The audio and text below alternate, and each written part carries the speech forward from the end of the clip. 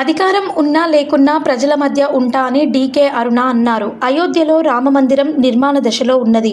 జనవరి 22వ తారీఖు నక్షత్రం మంచి రోజు కావడం బాలరాముని ప్రతిష్టకు పండితులు ముహూర్తాన్ని ఖరారు చేశారు. భారతదేశంలోని రామభక్తులకు ఈ నెల 22 పవిత్రమైన రోజు. అక్కడ అయోధ్యలో నిర్మిస్తున్నది మందిరం మాత్రమే కాదు, భారతదేశంలోని కోట్లాది మంది విశ్వాసానికి ప్రతీక అని మాట్లాడారు.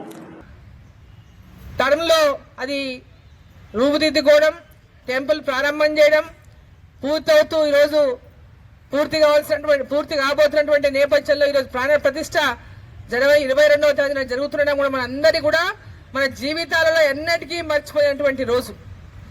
మరి ఆ రోజు ఒక స్వర్ణాక్షరాలతో లిఖించాల్సినటువంటి రోజు. ఎందుకంటే అటువంటి రోజు మన చరిత్రలో ఎవరు ఎన్నో ఏళ్ళు ఎన్నో తరాలుగా అందరూ ఎదురు చూసినప్పటికీ కూడా మనమందరం దాన్ని చూడబోతా ఉన్నాం కళ్ళారా. ఆ రోజు ఆ ప్రాణ ప్రతిష్ఠ కార్యక్రమాన్ని మనం కళ్ళారా చూడబోతా ఉన్నాం. ఆ తర్వాత అయోధ్యలో రాముని టెంపుల్ మనం దర్శనం చేసుకోబోతాం భవిష్యత్తులో.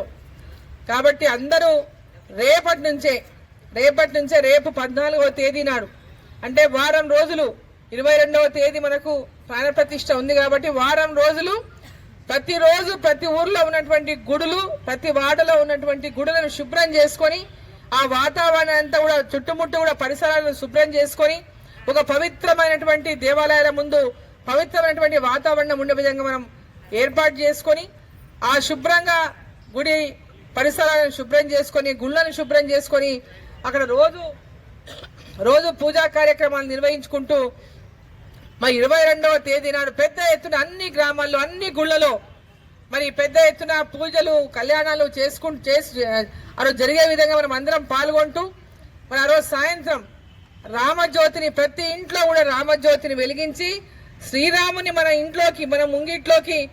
ఇంట్లోకి ఆహ్వానించాలని చెప్పి మరి ప్రధాని నరేంద్ర మోదీ గారు ఇప్పటికీ అందరికీ కూడా దేశ ప్రజలకు అందరికీ కూడా వారు కోరినారు.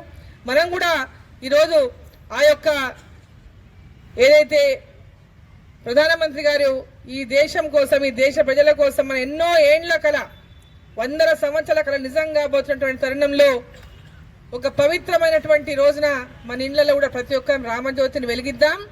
మన ఇంట్లో అందరి కూడా రాముని మన ఇంట్లోకి ఆహ్వానిద్దాం శ్రీరాముడిని అని చెప్పి. మా ఛానల్ని లైక్ చేయండి, షేర్ చేయండి, సబ్స్క్రైబ్ చేయండి. మరిన్ని అప్డేట్స్ కోసం పక్కనే ఉన్న బెల్ బటన్ నొక్కండి.